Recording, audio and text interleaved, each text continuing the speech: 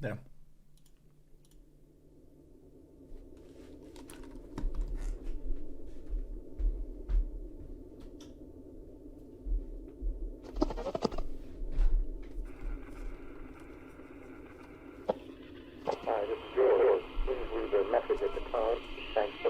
Forsen_insane. Forsen_. I've been trying to reach you for 5 days. 5 fucking days and nothing. Where are my kids, Frank? Where are my fucking kids? Fucking kids? Fucking kids?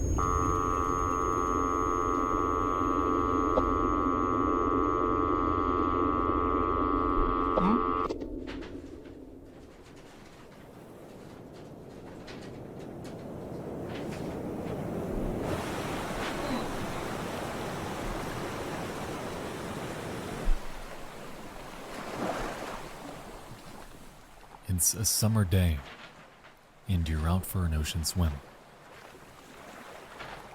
You take a breath. You head under. It's beautiful at first. You're in a whole new world. You keep going and going and going. As you come up for air, you notice the people behind you are quiet, as nature's ambience has overtaken them. You just need one more look, though. And alas, you take one more plunge. But it seems that you may have had a slight miscalculation. As your eyes draw into focus, you realize that there's nothing to focus on. No floor, no fish, no walls. All there is a void of darkness, a cold, endless abyss gazing back at you. There is nothing there but yourself, the water, and the vast unknown.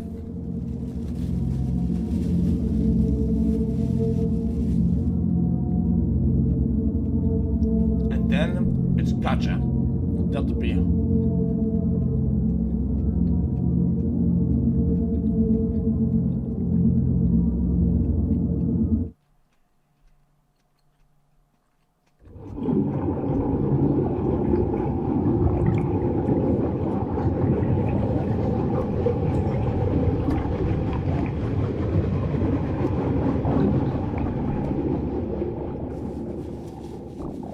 You know, it's funny. I've been trying to figure out for years how to put into words the existential dread I get from something as conceptually simple as the ocean. The immeasurable expanse that remains one of the world's greatest mysteries. It is painfully unsettling that our current knowledge of it is minuscule, rivaling that of the moon, and even the planet Mars. Upon looking at the raw data, knowing that over 80% of this underwater abyss remains unmapped and unexplored to this day, drives home the gut-wrenching realization that we truly know next to nothing about what's actually down there. We know more about the surface of a planet we have never set foot on than we do about the ocean engulfing the vast majority of the planet on which we live. And to me, that implication is horrifying. It's called the Deep Blue for a reason, because it is incomprehensibly so. At just over 36,000 feet straight down, you can fit the entirety of Mount Everest with over 7,000 feet to spare. You could theoretically launch a jumbo jet off the bottom of the ocean's deepest point and hardly make it to surface level at its cruising altitude. And if you stack the Empire State Building end to end, you would need over 24 of them, one on top of the other, to reach surface level from its darkest abyss. Thalassophobia is a concept that encompasses the fear of the ocean, yet what it actually entails might mean something entirely different to you than it does to me. Some may fear the ocean's gargantuan, seemingly endless size, or fear nature's unforgiving wrath, or fear becoming stuck within it. Oh, hell no.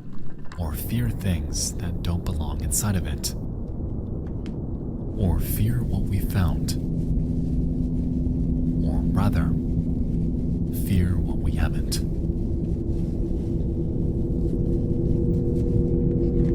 Much of what we think of when we imagine the ocean are visuals that we can logically comprehend.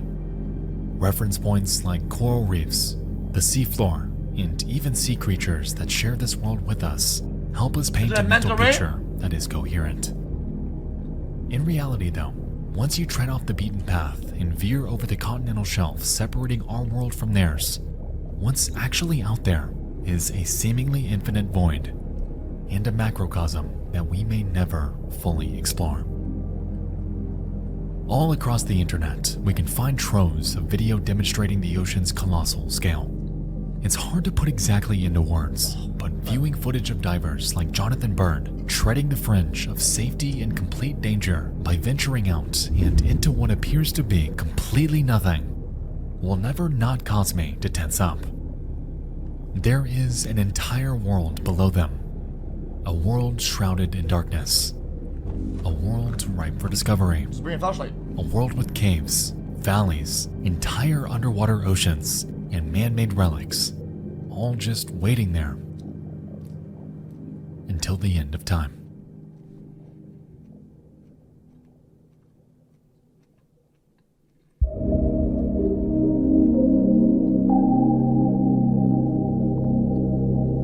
Oh, I hate it. Oh my god.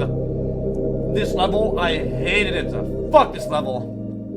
Since I was a child, thalassophobia has unknowingly held me with an iron grip. Chat. Jolly Roger Bay and its feeling of constant Chat, this level, you would die all the time. On top of that, you'd have to go under, like hidden leaves to pass through. It was a dog shit. held me with an iron grip. This is like a childhood. Jolly Roger Bay and its feeling of constant tension as we explore a man-made creation ravaged by nature. Pinnacle Rock and its cavernous gorge infested with creatures unknown. And Tomb Raider with its multitude of claustrophobic underwater caverns disorienting us at every turn. It's funny because paradoxically, I have always felt that the soundtracks to these levels are beautiful, which oddly always counteracted the dread I got from having to endure environments like this. Perhaps it was the fact that, in these games, we are almost always racing the clock, lest we drown to death when our time is up. Or the fact that enemies always move faster than we do. Or maybe it's the lack of visibility, the darkness that shrouds us just feet away, depriving us of any ability to prepare for an impending threat. Something like that was really good to play. Or could it be the creatures, the monsters who call this unforgiving habitat home? What is that?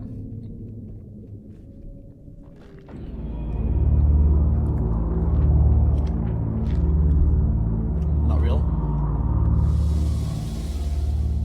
In early 2022, a video game released encompassing every fear that I have ever had regarding the ocean.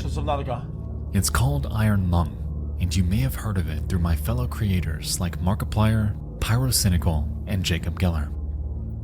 I did not get that much. The game puts us into the shoes of a convict, trapped in a world far removed from ours. At the game's beginning, we're told that, out of nowhere, every single habitable planet was demolished in a cataclysmic event known only as the Quiet Rapture. With this, the future of humankind was left dangling by a thread, as only those aboard spacecrafts were safe from it. For years, the remaining survivors have done what they could to jumpstart humanity, navigating the vast frontier that is the universe in search of any sliver of hope that a habitable planet remains out there. Guided by nothing but dying starlight, mankind is confined to the vast expanse of nothingness, left to salvage. Boom. I'll give it a spell. Chat, it's about Iron Lung. The game has. Dude. You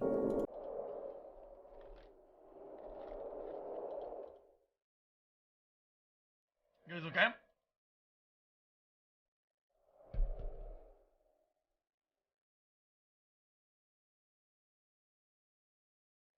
Well, it's Iron Lung. Hidden inside the second chapter of Slug Girl, part of the horror world of Junji Ito collection, exists the story. The Thing That Drifted Ashore. It involves the tale of a mysterious object that washes up on the coast of the Pacific Ocean. It's a creature completely alien. It's gargantuan, slimy. It's disgusting. On its face are massive cysts and tumors with small appendages emerging from them. And worst of all, it smells because it's rotting. Nevertheless, it draws a crowd in the hundreds, all eager to examine and preserve this colossal spectacle. Among the crowd, we encounter a young boy with an acute fear of the ocean. All his life, he's had nightmares of floating in the deep sea, surrounded by hordes of massive ocean giants. Okay. While out there, he meets a woman named Mie. She explains that 7 years prior, she had lost her fiancé in a ferry accident. No trace of him was ever found. However, ever since, she's been afflicted with ocean nightmares highly similar to the boys. As she's telling her story though, the onlookers notice something.